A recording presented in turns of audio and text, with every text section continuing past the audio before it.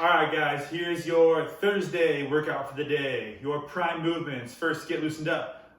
Jefferson curls for your back. Standing tall, legs locked out straight. We're gonna try and segment your spine one vertebrae at a time. So starting with the neck, tucking your neck, tuck the chin down, roll one vertebrae at a time, slowly going through that full range of motion, imagining each vertebrae slowly rolling over.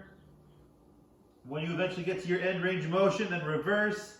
Tailbone goes first, then your low back, mid back, and all the way back up. All right, 5 to 10 reps there, based off how you're feeling.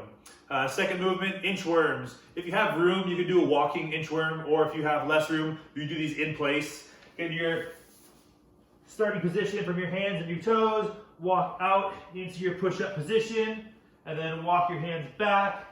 Or if you have more room, you can walk your feet to your hands and then continue walking out.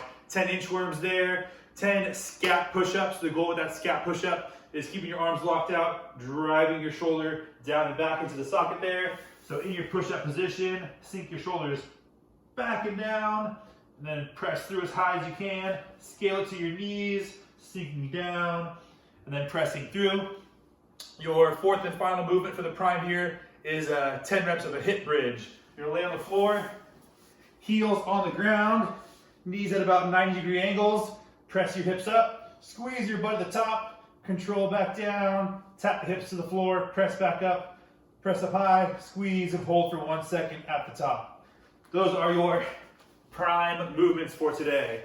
For your strength work, 5 rounds through. This is intended to be a hip bridge. Traditionally, it's done with a barbell across your hips and your back would be elevated onto a bench. Since most of you guys don't have a barbell and a bench and enough weight to make this proper, what we're gonna do is a single leg hip bridge. This is pretty easy to do at home with a lighter weight too. It's also pretty effective with little to no weight. So you have your back on the edge of your couch, middle of your shoulder blades or so. From here, one leg up, one leg on the ground. I'm gonna sink my hips down, press up, squeeze, one about parallel, hold for a second, and then back down, press up and squeeze.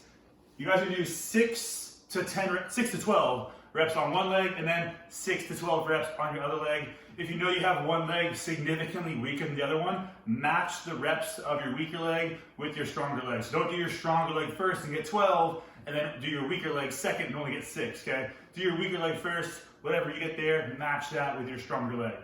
All right, 6 to 12 reps, single leg hip bridges, drive those hips up, squeeze and pause at the top, and then control back down.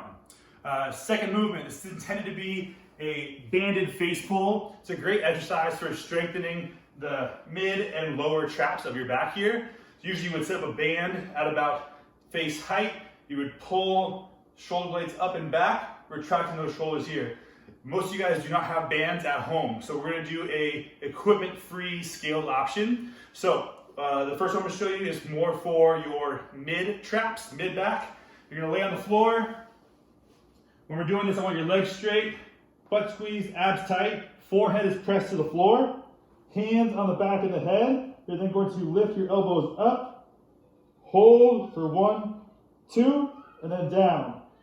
Lift those elbows up, hold, 1, 2, and back down.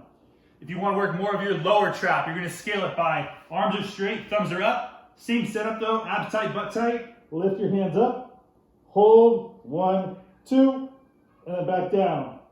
Lift the hands up, hold, 1, 2, and back down.